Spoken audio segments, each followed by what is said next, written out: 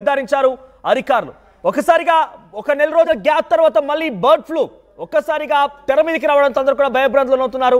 మళ్ళీ చికెన్ తినాలా వద్దా అనే చర్చ ప్రారంభమైంది. ఒక నెల రోజుల పాటు కాస్త సైలెంట్గా ఉన్నాం. బర్డ్ ఫ్లూ అనే అంశం ఫిబ్రవరి మాసంలో పెద్ద ఎత్తున పేటరేగిపోయింది. బర్డ్ ఫ్లూ కారణంగా చికెన్ తినేటువంటి వారి సంఖ్య చాలా పూర్తిగా పడిపోయింది. చికెన్ అంటేనే అమ్మో అయ్య బాబోయ్ అంటూ కూడా అందరూ కూడా షాక్ గురయ్యారు.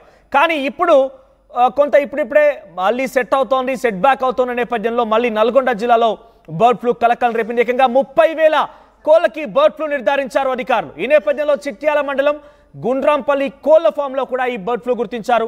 పరిసర ప్రాంతాల మొత్తం కూడా రెడ్ జోన్ గా ప్రకటించారు అధికారులు. వెటర్నరీ అధికారుల సమక్షంలో సుమారుగా 2 లక్షల కోళ్లని చంపేసి పాతి పెట్టేస్తున్నారు. కోళ్ల ఫామ్ లో సుమారుగా ఆ 2 లక్షల కోళ్లు ఉంటే అన్నిటికి కూడా సోకి ఉండే అవకాశం ఉంది. అన్నిటి కూడా సోకిందనే అనుమానంతో మొత్తాన్ని కూడా 2 లక్షల కోళ్లు, అర్థం చేసుకోండి 2 లక్షల కోళ్ళు అంటే ఎంత ఉంటుంది అనేది. 2 లక్షల కోళ్ళని స్వయంగా అధికారులే చంపేసి, మనం చూస్తున్నాం ఆర్టీవీ స్క్రీన్ పైన పౌల్ట్రీ ఫామ్ లో ఆ కోళ్ళని సేకరిస్తున్నారు. చనిపోయిన కోళ్ళన్నింటినీ కూడా చంపేసి పాతరేస్తున్నారు. కింద గొయ్యి తీసి గొయ్యిలో పడేస్తున్నారు అధికారులు. మనం చూస్తున్నాం ఆ విజువల్స్ లో ఆ కనిపించేటువంటి కోళ్ల ఫామ్ లో మొత్తం కూడా బర్డ్ ఫ్లూ సోకినటువంటి కోళ్ళవన్నీ కూడా. సో 2 కోళ్ల ఫామ్ లో కూడా ఈ యొక్క ఘటన చోటు చేసుకున్న నల్గొండ జిల్లాలో బర్డ్ ఫ్లూ. పోచంపల్లి మండలం దోతిగూడెం పౌల్ట్రీలో బర్డ్ ఫ్లూ సోకితే మరో చోట చిట్యాల మండలం గుండ్రాంపల్లి కోళ్ల ఫామ్ లో కూడా బర్డ్ ఫ్లూ సోకింది. ఈ 2 లక్షల కోళ్ళని చంపేసి పాతి పెడుతున్నారు అధికారులు. ఒకసారి దృశ్యాలను చూడొచ్చు మనం ఆర్టీవీ స్క్రీన్ పైన. ఆ కోళ్ళన్నీ కూడా చనిపోయి ఉన్నాయి.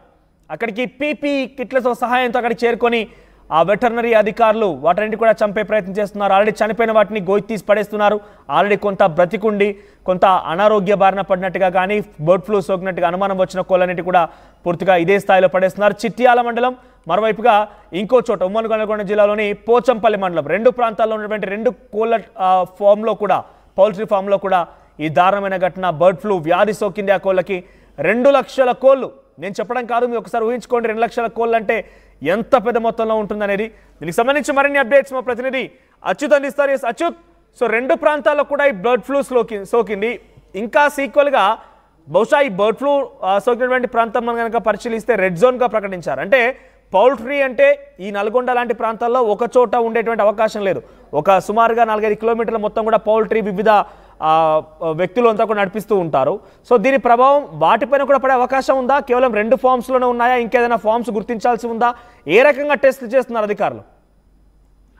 Good afternoon Manoj. మొత్తం కూడా ఉమ్మడి నల్గొండ జిల్లాలో కూడా ఈ బర్డ్ ఫ్లూ విజృంభిస్తుందని కూడా చెప్పుకోవచ్చు. మొత్తం ఉదయం కూడా ఏదైతే మొత్తం కూడా 2 ప్రాంతాలు, ఇటు చిట్యాల మండలం గుండ్రాంపల్లి వద్ద, అదేవిధంగా యాదాద్రి భువనగిరి జిల్లాకు సంబంధించిన పోచంపల్లి మండలం దోతిగూడెం పౌల్ట్రీ ఫామ్ లో కూడా ఈ బర్డ్ ఫ్లూకు సంబంధించిన కేసులు నమోదయ్యాయి. మొత్తం కూడా దక్షిణ పశు వైద్యాధికారులు అక్కడికి వచ్చి కూడా పరీక్షలు నిర్వహిస్తున్న పరిస్థితి. మొత్తం కూడా రెడ్ జోన్ కూడా అక్కడ అలర్ట్ చేసినట్టు పరిస్థితి కనపడుతుంది. ముఖ్యంగా కూడా ఇంతకుముందు ఆంధ్రప్రదేశ్ నుంచి బర్డ్ ఫ్లూ వస్తున్న క్రమంలో కూడా అక్కడ బాగా చెక్ పోస్ట్ దగ్గర కూడా వెంట పంపించిన పరిస్థితి. మొత్తం కూడా నల్గొండ జిల్లాలోనే పెద్ద ఎత్తున కూడా బర్డ్ ఫ్లూ కూడా విజృంభిస్తుందని కూడా చెప్పుకోవచ్చు. మొత్తం కూడా 2 లక్షల కోళ్లను కూడా అధికారులు కూడా మొత్తం చంపివేసి మొత్తం కూడా పెద్ద జేసీబీతో కూడా గుంతలేసి కూడా అందులోకి పూడ్చివేసిన పరిస్థితి కనపడుతుంది. మొత్తం కూడా నల్గొండ జిల్లా అంటేనే పౌల్ట్రీ ఫామ్ లకు ఒక ప్రత్యేకత ఉంటుంది. ప్రతి మండల కేంద్రంలో కూడా ఆ కోళ్ల పెంపకం ఎక్కువగా నిర్వహిస్తూ ఉంటుంటారు. మొత్తం కూడా ఈ మొత్తం వ్యాప్తి చెందుతున్న ఉద్దేశంతో కూడా ఇప్పటికే అధికారులు కూడా అలర్ట్ అయినట్టు పరిస్థితి. మన ఇంతకు ముందుకే వైద్య శాఖ అధికారులతో కూడా మాట్లాడినప్పుడు వాళ్ళు కూడా చెప్పారు, ఏదైతే గత కొద్ది రోజుల క్రితం కూడా షాంపిల్స్ తీసుకొని హైదరాబాద్ కు, అదేవిధంగా మొబైల్ ల్యాబ్స్ కూడా పంపించిన తర్వాత కూడా అక్కడ ఆ బ్లడ్ టు నిర్ధారణ అయిందైన సమాచారం వచ్చిన ఉటావుటున కూడా వీరందరూ కూడా ఇదైతే నల్గొండ జిల్లాలో ఉన్నటువంటి 2 చోట్ల కూడా రెడ్ జోన్ అలర్ట్ చేసి మొత్తం పీపీ మాస్కులతో కూర్చి మొత్తం ఆ కోళ్ళను మొత్తం కూడా చంపివేస్తున్న విజువల్స్ కూడా మనం చూస్తున్నట్టు మొత్తం కూడా చంపివేస్తున్నారు. మొత్తం రెడ్ జోన్ ఎవరు కూడా ఆ చికెన్ తినొద్దని కూడా సూచనలు చేస్తున్నట్టు పరిస్థితి. ముఖ్యంగా కూడా ఎందుకంటే పౌల్ట్రీ ఫామ్ నిర్వాహకులు మాత్రము చాలా లభోదీభం అంటున్నట్టు పరిస్థితి కనపడుతుంది. మొదలై వేసవికాలంలో కూడా మొత్తం ఆ చికెన్ రేట్లు మొత్తం కూడా పడిపోయి ఉంటున్నాయి. ఆ క్రమంలో కూడా చాలా వరకు కూడా బర్డ్స్ కూడా వెండ తాకిడికి తట్టుకోలేక కూడా చనిపోతుంది. దీనిలో భాగంగానే మా మీద ఆ గుదిబండలాగా ఇది ఒకటి బర్డ్ ఫ్లూ పడింది. అది కూడా నల్గొండ జిల్లాలో వ్యాప్తి చెందడం కూడా మేము దిక్కుతోచిన పరిస్థితి ఉన్నాం. కోట్ల రూపాయలు పెట్టి మేము ఇక్కడ చేస్తున్నా కూడా ఇప్పుడు మా పరిస్థితి ఏంటి అని కూడా వారు ఆందోళన చెందుతున్నటువంటి పరిస్థితి. ఏది ఏమైనా కూడా ఆ బర్డ్ ఫ్లూ పెద్ద వ్యాప్తి చెందుతున్న క్రమంలో మా అధికారులు మాత్రము అన్ని ఏర్పాట్లు తీసుకుంటున్న పరిస్థితి. మొత్తం కూడా చికెన్ రేట్లు ఇప్పటికీ మొత్తం కూడా బిల్కుల్ ఏదైతే బర్డ్ ఫ్లూ వస్తుందని కూడా ఒక నెల 2 నెలల నుంచి కూడా ప్రచారం నడుస్తున్న క్రమంలో నల్గొండ జిల్లాలో పూర్తిగా కూడా ఆ చికెన్ రేట్ మొత్తం పడిపోయిన పరిస్థితి కనపడుతుంది. ఈ ఫంక్షన్ లో కూడా చికెన్ లేదు, మొత్తం కూడా చికెన్ షాపులు మొత్తం బోసిపోయినట్టు పరిస్థితి. మొత్తం అడపదడప ఎక్కడో కొద్దిగా నడుస్తున్న క్రమంలో ఈ రోజు వచ్చిన ఆ బర్డ్ ఫ్లూ వచ్చిందని కూడా ఏదైతే మొత్తం ఉమ్మడి నల్గొండ జిల్లా మొత్తం కూడా జిల్లా వ్యాప్తంగా కూడా ముఖ్యంగా కూడా మనకు చిట్యాల అదే విధంగా గుండ్రాంపల్లి జాతీయ రహదారి ఏదైతే అద్దంకి హైదరాబాద్ నుంచి విజయవాడ వెళ్ళే అద్దంకి జాతీయ రహదారి పైన పౌల్ట్రీ ఫామ్ ఎక్కువ ఉంటున్నాయి. మొత్తం కూడా ఇప్పుడు ఎన్ని అయితే పౌల్ట్రీ ఫామ్ ఉన్నాయో అన్ని పౌల్ట్రీ ఫామ్ అధికారులు ఏం చెప్తున్నారు? అసలు ఈ బర్డ్ ఫ్లూ అనేది ఎలా వ్యాపిస్తోంది? పౌల్ట్రీ టు పౌల్ట్రీ వ్యాపిస్తోందా, లేదంటే వచ్చేటువంటి ఆ చిక్స్ ఏవైతే వస్తూ ఉంటాయో అక్కడి నుంచే వస్తుందా? దీనికి గల కారణం ఏమంటూ గుర్తిస్తున్నారు? ఎందుకంటే చాలా పెద్ద మొత్తంలో పౌల్ట్రీ యజమానులు పౌల్ట్రీ నిర్వాహకులు మొత్తం కూడా లాస్ అవుతున్న నేపథ్యంలో దీనికంటూ ఒక మెడిసిన్ లాంటిది కానివ్వండి, దీనికంటూ ఒక ఆల్టర్నేటివ్ అరికట్టే అవకాశం లేదంటారా? ఇంత పెద్ద మొత్తం లాస్ అవుతున్నా కూడా అధికారులు ఏం చెప్తున్నారు మరి? మనము అయితే ఈ విషయంపై కూడా ఇటు ఫస్ట్ సంబంధించిన డాక్టర్లు అడిగితే వాళ్ళు కూడా సూచనలు ఇస్తున్నారు. ఇది వేసవికాలం దాని ఉష్ణోగ్రతలను తట్టుకోలేక కూడా ఈ వ్యాప్తి చెందుతుంది. దీనికి సంబంధించిన వ్యాక్సిన్ ఉంటుంది. వ్యాక్సిన్ వేసినా కూడా కొన్ని సందర్భాల్లో కూడా అది ఎక్కువ అయ్యే అవకాశం ఉంటుంది. ప్రతి ఒక బడుకు ఒక పౌల్ట్రీ ఫామ్ లో ఒక బడుకు మాత్రం అది వస్తే మొత్తం ఆ ఫామ్ కు మొత్తం కూడా ఇంతకుముందు మనకు కరోనా ఏ విధంగా వ్యాప్తి చెందిందో కరోనా లాగానే మొత్తం కూడా ఆ బర్డ్ ఫ్లూ కూడా మొత్తం వ్యాప్తి చెందుతుందని కూడా చెప్తున్నారు.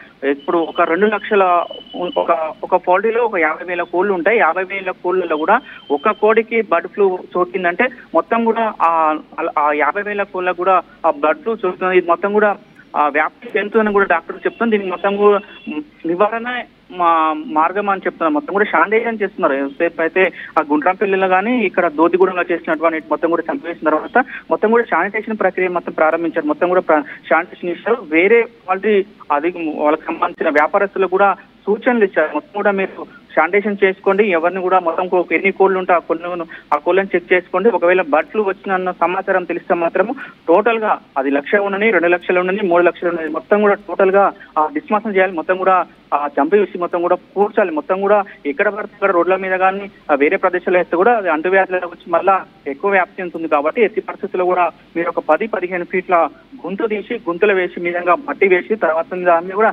శానిటైజేషన్ చేయాలని కూడా వైద్య అధికారులు చెప్తున్నారు. ఈ కోళ్ళకు సంబంధించి పౌల్ట్రీలు ఒకదానికొకటి దాదాపుగా ఆనుకున్నట్టుగానే ఉంటాయి. ఆ హైవే మొత్తం మీద కూడా ఈ పౌల్ట్రీ ఫార్మ్స్ ఎక్కువగా ఉన్నాయి. ఇది వ్యాపించే అవకాశం ఉందా? వ్యాపించకుండా ఎటువంటి అరికట్టే చర్యలు చేపడుతున్నారు డాక్టర్లు? ఆ పౌల్ట్రీ యజమానులు మాత్రము రాకుండా కూడా జాగ్రత్తలు తీసుకుంటున్నారు. ఎప్పుడైతే ఇంతకుముందు ఒక నెల రోజుల నుంచి కూడా బర్డ్ ఫ్లూ వస్తుంది అన్న సమాచారం తెలుసుకున్న క్రమంలో కూడా చాలా వరకు కూడా నివారించడానికి వాళ్ళు తగిన ఆ జాగ్రత్తలు తీసుకుంటూనే ఉన్నారు. మొత్తం కూడా ఏదైతే 1 కిలోమీటర్ 2 కిలోమీటర్లకు 3 కిలోమీటర్ల మధ్యన కూడా మనం చూసుకుంటూ పోతే ఎక్కడెక్కడ ఆ పౌల్ట్రీ ఫార్మ్స్ ఉంటూనే ఉంటాయి. కానీ ఒకవేళ బర్డ్స్ కు సంబంధించి కూడా బర్డ్ ట్రాన్స్పోర్ట్ చేస్తుంటారు. అంటే ఇప్పుడు బర్డ్స్ ఏదైనా వెహికల్స్ వచ్చినాయి అనుకోండి, ఒక వెహికల్ లో ఉన్నటువంటి బర్డ్స్ ను చేసేటప్పుడు 2 అవతలి వేరే మళ్ళీ పౌల్ట్రీ ఫామ్ లోకి వెళ్ళినప్పుడు కూడా ఇక్కడ నుంచి ఉన్న వైరస్